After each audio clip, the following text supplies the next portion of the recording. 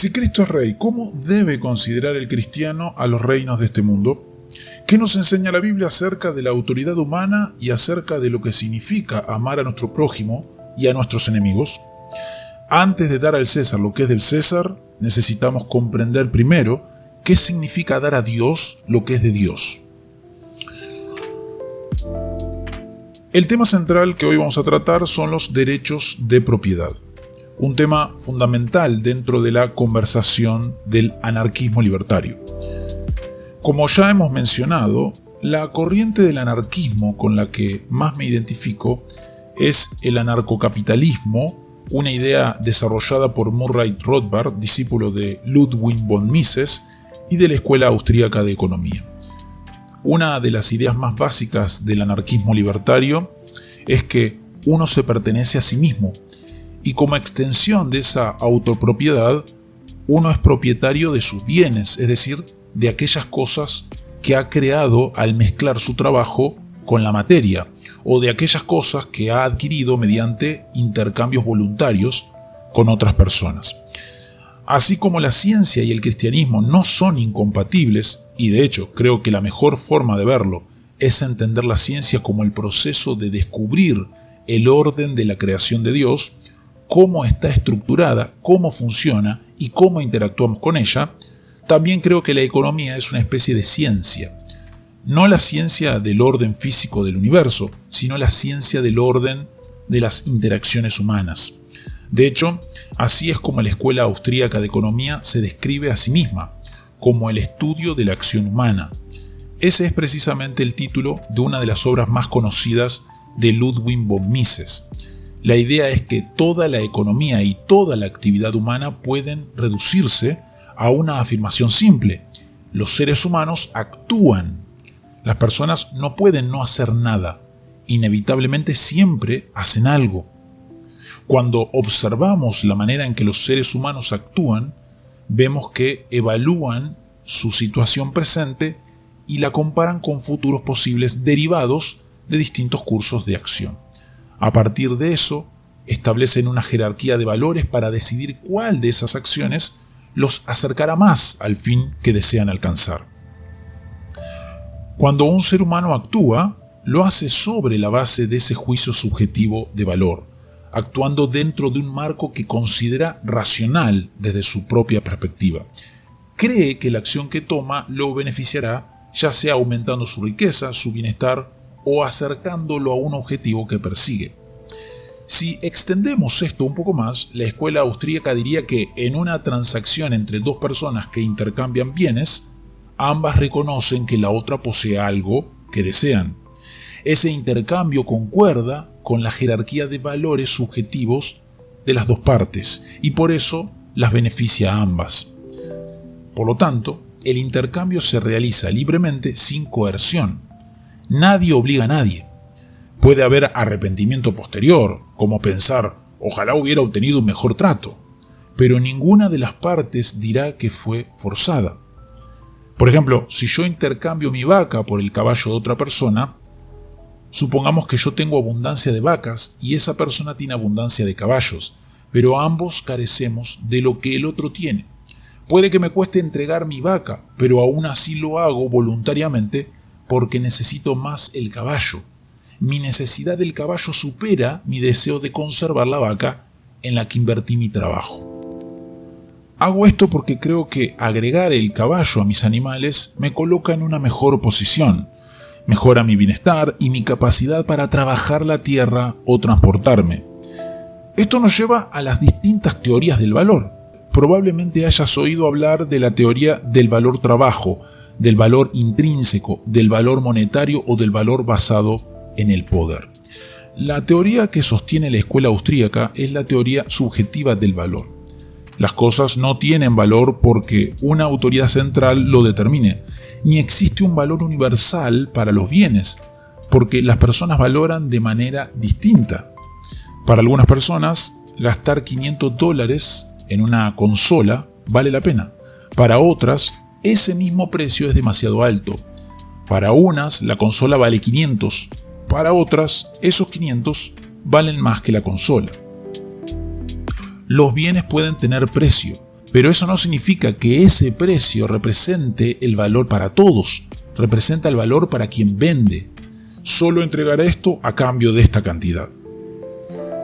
El fundamento de esta visión económica es la teoría subjetiva del valor, apoyada en la autopropiedad y en la propiedad privada.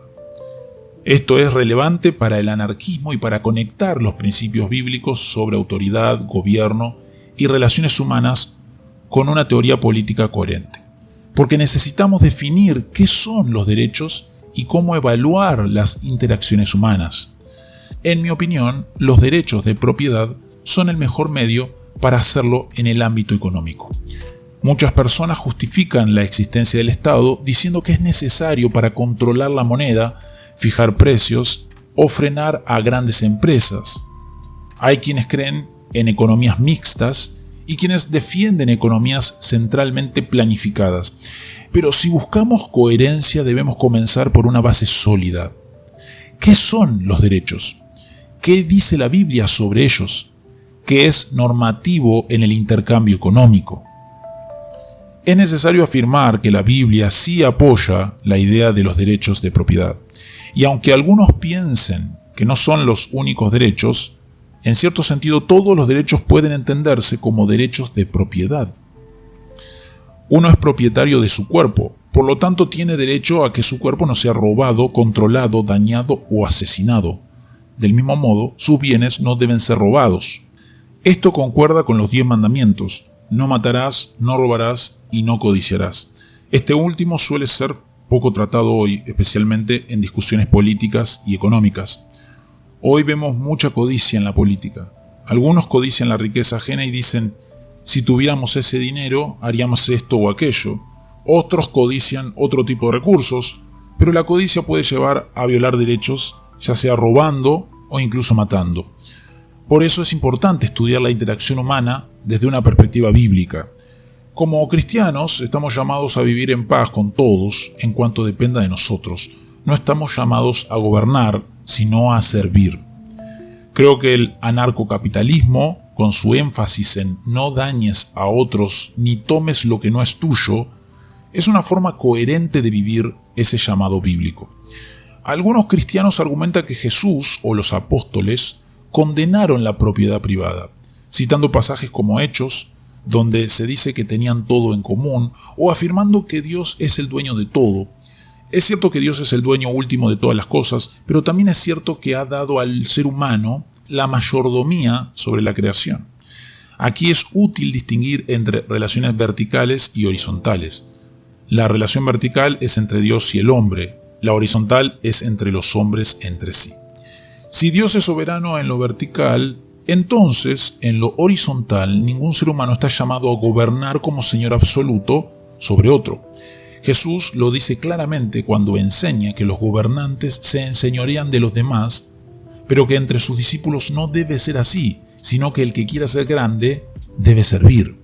En ese sentido, aunque Dios es dueño de todo, en el plano económico, los seres humanos poseen legítimamente sus cuerpos, el fruto de su trabajo y lo que adquieren voluntariamente.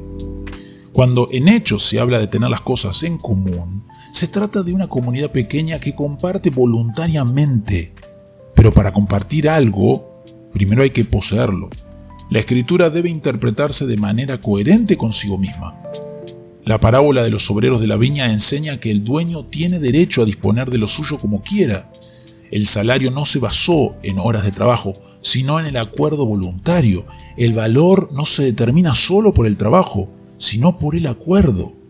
La caridad no es igualdad. Dar más es gracia, no injusticia. Pero esa gracia solo puede ejercerse cuando existe propiedad previa. El valor surge del acuerdo voluntario entre las partes.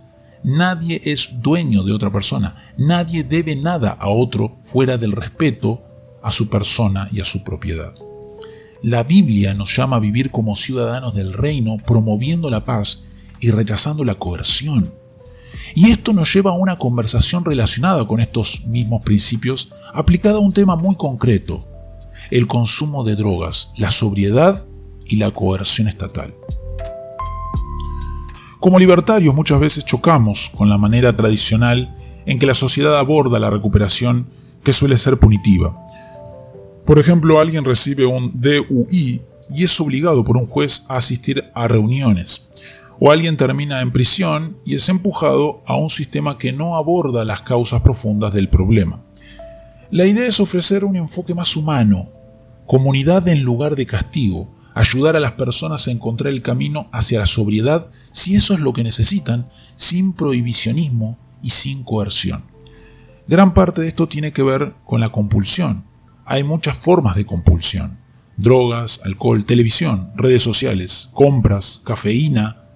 Las drogas pueden agravar estas tendencias, pero no son el único problema. Y esto nos lleva a una pregunta clave: ¿cuándo está justificada la violencia?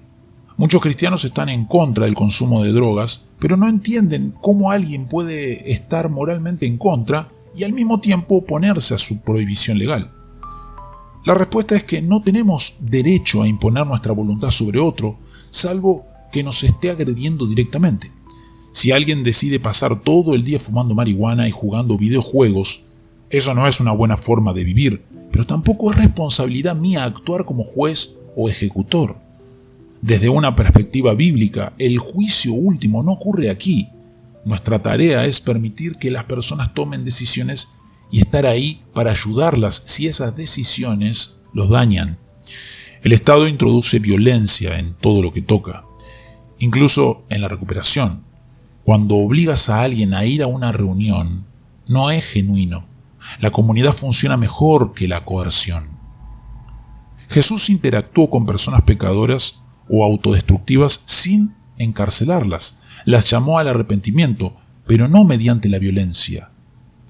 La guerra contra las drogas se presentó como una forma de proteger a las personas, pero en la práctica destruyó comunidades, generó encarcelamiento masivo, mercados negros violentos y sustancias más peligrosas.